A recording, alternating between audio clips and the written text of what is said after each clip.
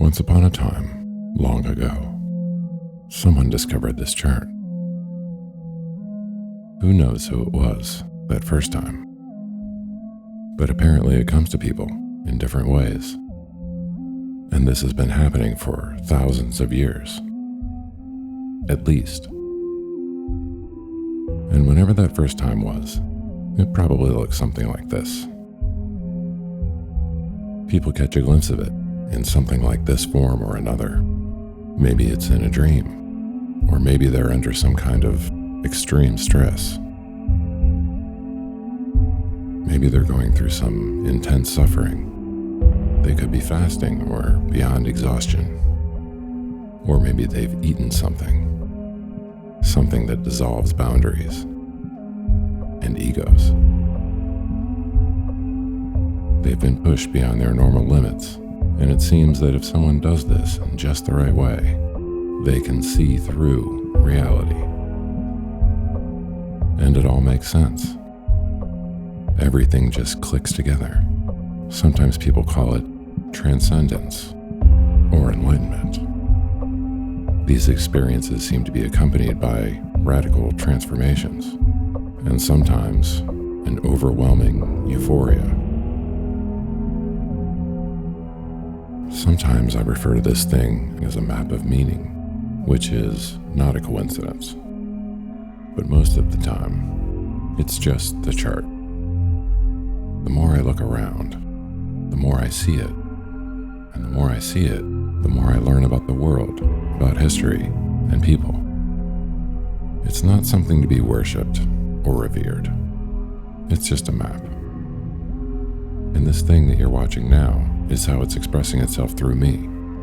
And you should know that I'm an imperfect conduit. And I'm sure that some elements of the chart itself are flawed. The more I look at it, the more I find these little things that are just wild.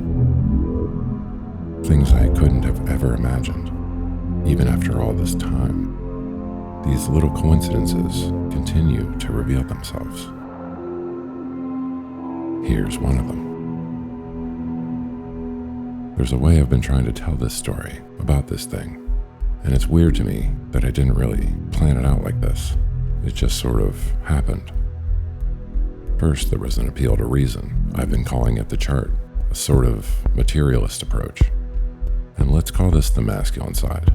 It's masculine because logic is harsh and rigid and angular.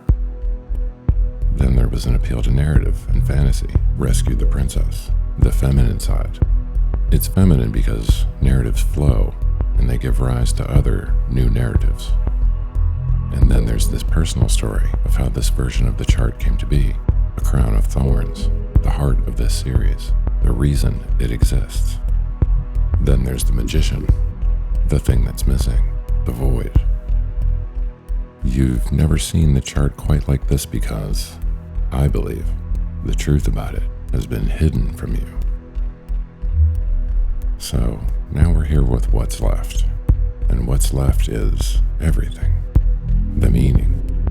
What does all of this mean? Well, first, it means that this story is also about light. And that's pretty tough because light is everything. It's the tree of life in the garden. It's the Father and Osiris and Brahma. It's the energy that makes every atom and every cell. And it's the sun and every star in the universe. It's fire and electricity and movement and action. It's our soul. And if you don't believe in a soul, just think of it like the things that we do that live forever. What we do here and how we act are eternal. They echo through history forever. And this is one of the things I'll leave behind. This chart happened because I tried to share this story. All I did was try to share a story about something that seemed impossible. A miracle. And this is the miracle. I'll spell it out for you because people keep asking me what this means. The first time I said it out loud, I couldn't believe what I was saying. And once I began working on what became these videos, I knew it would get to the point where I had to sum it up. What is the point of all of this? What does it mean? I had a dream where I met an angelic being who showed me the future, and the experience caused me to produce this chart. That's the simplest way to put it. It still sounds crazy. But then at some point, I realized that it only sounds crazy from the perspective of a modern atheist. Someone who basically believes that consciousness is an accident, or an illusion, or that it doesn't matter, which is how I spent most of my life. I thought that nothing mattered. But after a little looking around, I found that these types of things happen to people. It's not that weird. Like this ancient priest Ezekiel, who had a dream about an angel and something he could only describe as a wheel within a wheel. So, people in the Bible having dreams about angels who show them the future, or some other secret of existence. This really shocked me at first. This has been happening to people this whole time. And now there's a modern medical term for it. They call it spiritual psychosis. And there's a few people who believe that that's what's happening with me. What do you think is happening?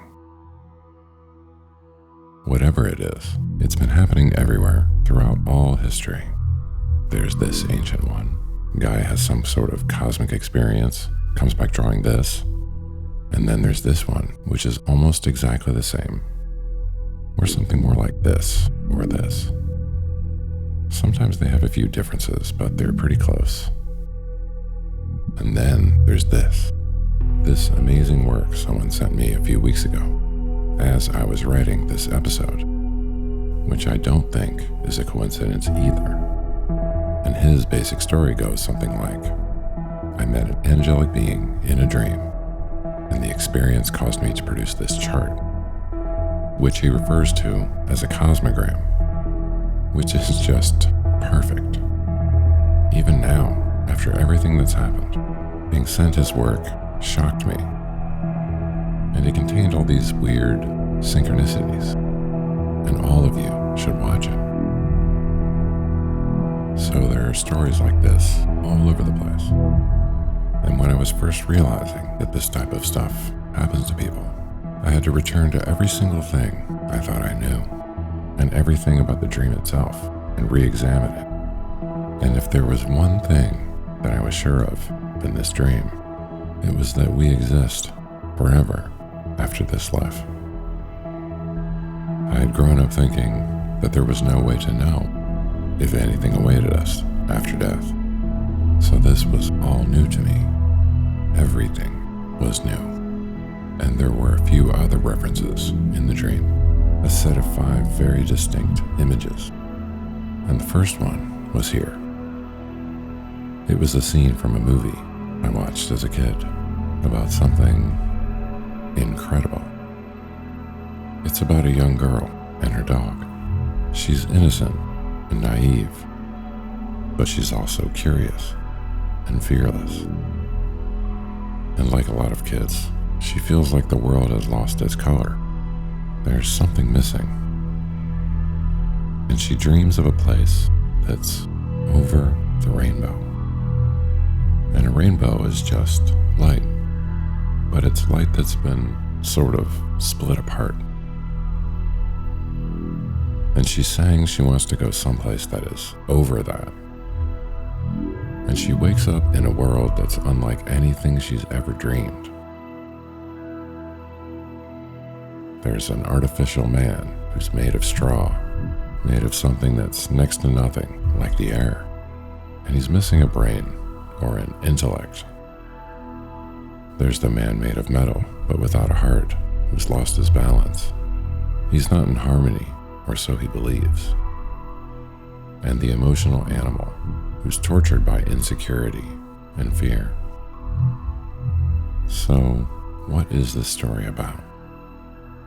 It's basically about a young person who has a dream about an angelic being who sends her on a journey to an emerald city. And she's got these inner parts of herself expressed as these external characters. And when she wakes up, she's changed. She's got this new thing with her, something like gratitude, peace, harmony. And that's my story too. I fell asleep and dreamed of a psychedelic spiritual paradise and woke up with this insane gratitude and peace and harmony, balance. And just like with the chart, this narrative is everywhere. There's the other story about another orphan child living with his aunt and uncle. There's the wisdom from the desert, the evil sorcerer, and the lovers. The light, the darkness, the masculine, the feminine. There's the good guys, the bad guys, and the young couple in love. They rise, they fall, they rise again, like the sun.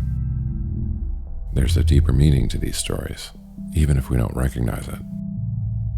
We might not have any idea about the true meaning of the story, but still, it just resonates. And most of the time, it's not something that usually needs to be explained. But for some of us, born into a world where it seems like there's something missing, it's not quite enough. We need, like, some kind of ultimate explanation. What's the meaning? What does all of this mean? What is over the rainbow? The character in this story finds out. She asks, and she discovers the truth. It's what she wishes for more than anything. And she asks in just the right way. And she goes over the rainbow to see for herself. What does all of this mean? Why are we here? And the story is saying, there is a place where angelic beings exist, and where inner parts of you can be expressed as external objects or characters, and that your internal resonance will attract or repel certain external spirits, and that the key is balance, always balance, and being oriented towards the light on the yellow brick road with your shadow behind you. Eventually, you're in the right place, and you just know it's time. This story is about a spiritual battle of good versus evil, about a rigid authoritarian who is masquerading as balance and harmony.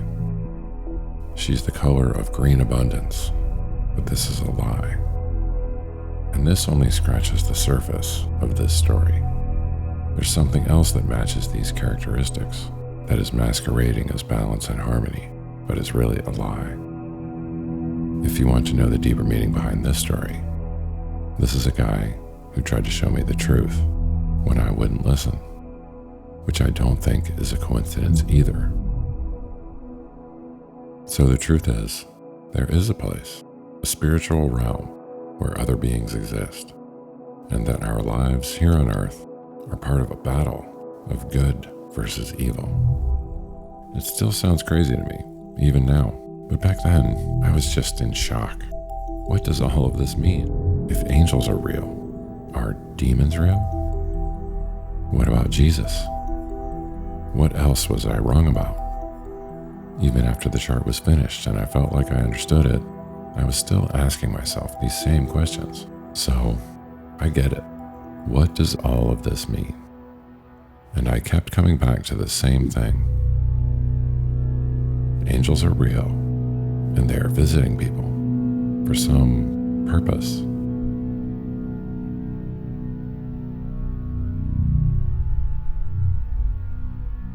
When I was making this chart and asking all of these questions, I spent a lot of time at this bookstore. I would wander around through clouds of incense, following coincidences, looking for things that could explain how I could have had a conversation with an angel and what that could mean.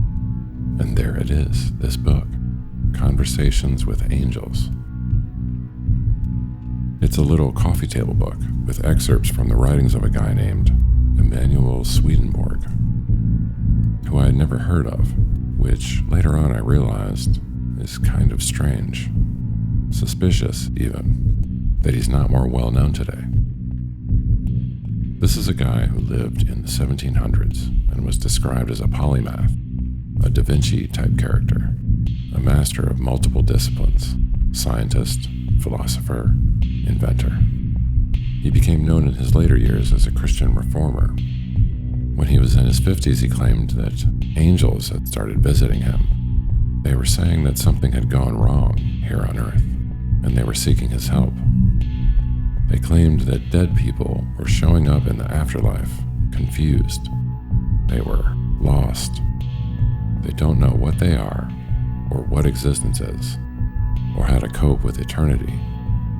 And many of these lost souls were suffering.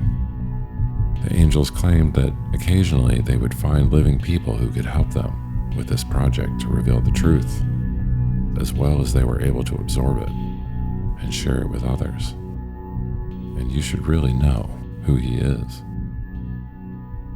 And I had heard this kind of story before from a close friend of mine, actually. Someone who had been perfectly placed in my life at the time of my own awakening. Another insane coincidence. He told me, yes, these beings exist, and yes, they are angels, and that the elites had been aware of this fact about reality through various methods. He claimed that sometimes these beings would pick out people to interact with and show them the truth. He described it like someone skipping a stone across the surface of existence and watching the ripples it makes. So, let's imagine you're on the shore of a great body of water, and you like skipping stones. If you like skipping stones, then you know how skipping stones works. You can't just skip any stone. It needs to be a stone that is good for skipping. It needs to be a little flat and a little rounded, something that's been worn down with no sharp edges. Not too heavy, not too light. And depending on the shape of the stone, you might have to adjust your grip on it. You have to throw it in precisely the right way, considering its shape, if you want it to skip across the surface. You need to know how it's shaped, how to grip it, and then how to throw it. But each time you skip a stone, this friend told me, whether the stone skips once or 100 times, it always ends up in the same place, at the bottom of the ocean. And needless to say, this disturbed me. So what does this mean? It means that there is a purpose to existence, and you exist forever after death. That's the good news. And I know some of you will not agree with this. There is bad news. The bad news is we are at war. And if you're balanced, you are a powerful weapon.